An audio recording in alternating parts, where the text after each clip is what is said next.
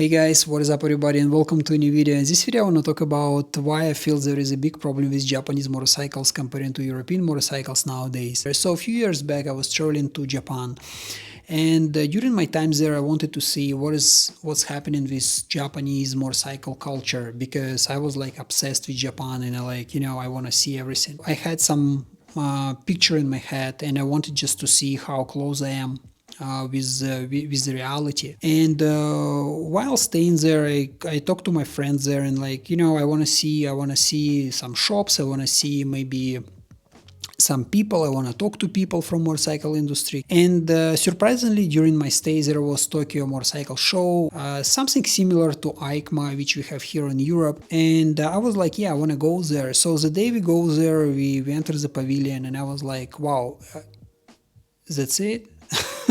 That was literally my reaction, I was like, if you guys ever been to EICMA, what I saw there in Japan, it was like 10 times less. And I was like, this is Japan, that's the country where Nissan GTR's been produced, I don't know, Suzuki Hayabusa and Africa Twin, like all those motorcycles are actually been made here in Japan and they're legendary all around the world.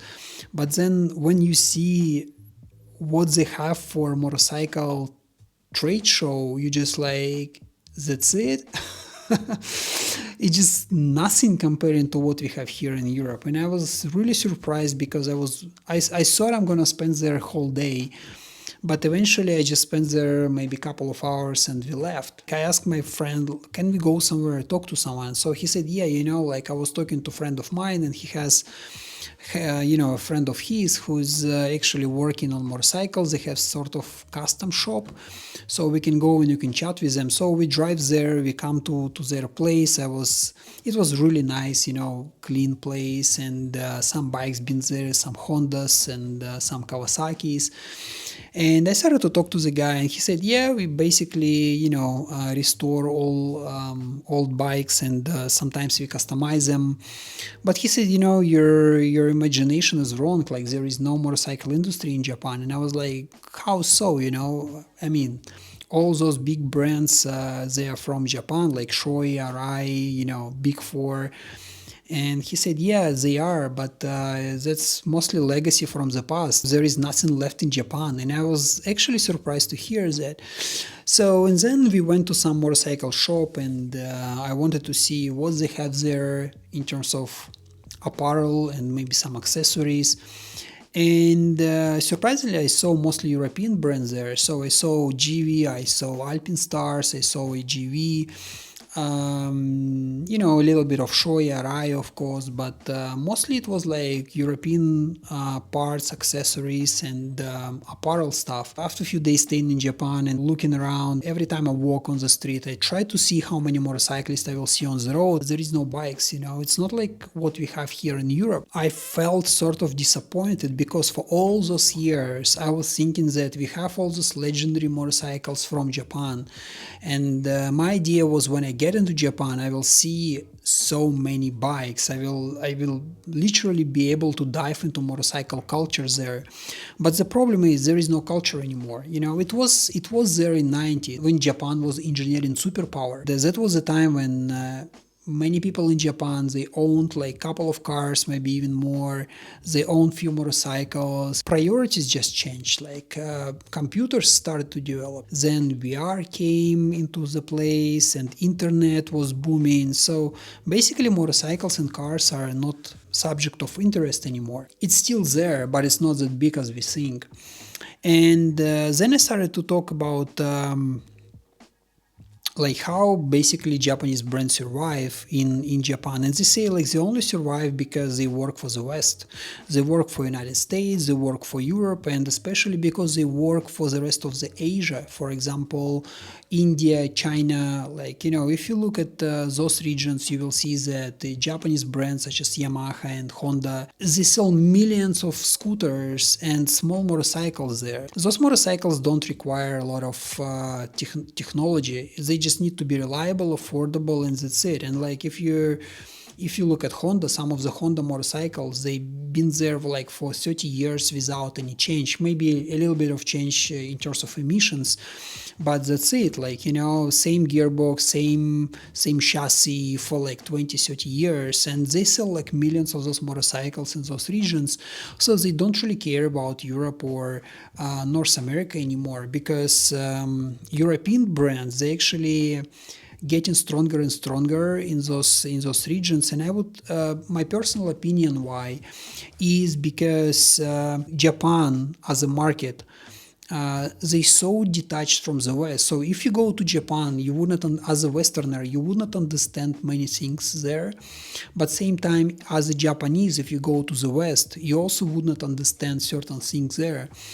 And what's happened with European brands comparing to Japanese brands is that people in Europe who work on developing motorcycles, for example, guys from BMW, Ducati, or Triumph, they actually live in environment where motorcycle is still part of the culture. So we ride motorcycles for pleasure, we ride motorcycles for commuting, we ride motorcycles for touring, we travel with motorcycles, we explore new places with motorcycles. We even like buy motorcycles as collectibles. It's just still part of our Western mentality and Western world, where in Japan it's actually not the same. So that's why when someone developing bikes for European market, being European, he understands what people need here, like what sort of roads are available in Europe, where they're gonna go and how they're gonna ride those bikes. Where when Japanese person gets new idea how to develop new motorcycle, they unfortunately will think how they would develop motorcycles before. That's why you don't really see that many crossovers, right? So you, like, if you look at BMW GS or Triumph Taiga or Multistrada V4, there is no alternative from Japanese brands, because in Japan they either produce road-focused motorcycles or off-road focused motorcycles. Very few motorcycles can actually be that much versatile. For example, Suzuki V-Strom, that's one of the bikes which is sort of compete with European bikes, but it's not a premium bike. For example, T7 is being developed in Europe by European people, but with using Japanese engineering power.